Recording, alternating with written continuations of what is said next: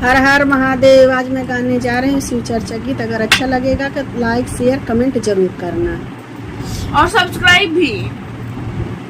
कैली हम कावन कसूर हो, नजरिया से दूर कैला भोला जी। कैली हम कावन कसूर हो, नजरिया से दूर कैला भोला जी।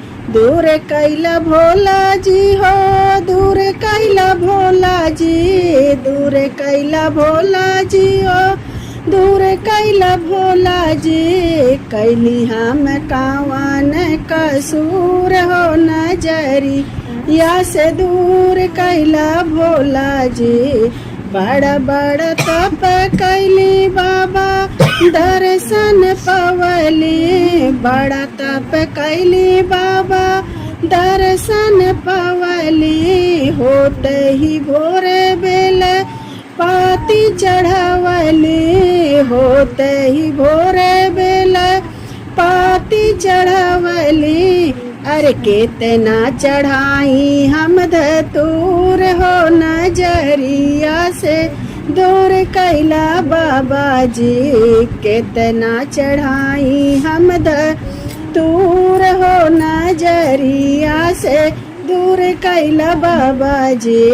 कैनी हम कवन कसूर हो, नजरिया से दूर कैला भोला जी।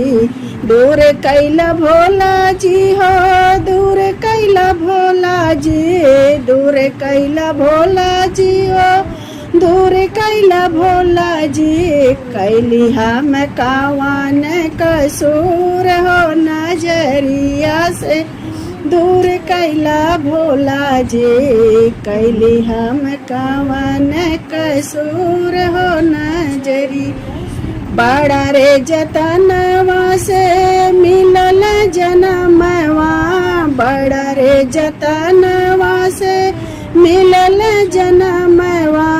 मिलल जनमवा बाबा, मिलल जनमवा। शिष्या बना के राखी अपने भवनवा। शिष्या बना के राखी अपने भवनवा। करती है मंजूर हो, नजरिया से दूर कैला भोला जी। करती है मंजूर हो, नजरिया से दूर कैला भोला जी। कैली हम कावन कसूर हो, नजरिया से दूर कैला भोला जी। दूर कैला भोला जी हो, दूर कैला भोला जी। दूर कैला भोला जी हो, दूर कैला भोला जी। कैली हम कावन कसूर हो, नजरिया से दूर कैला भोला जी।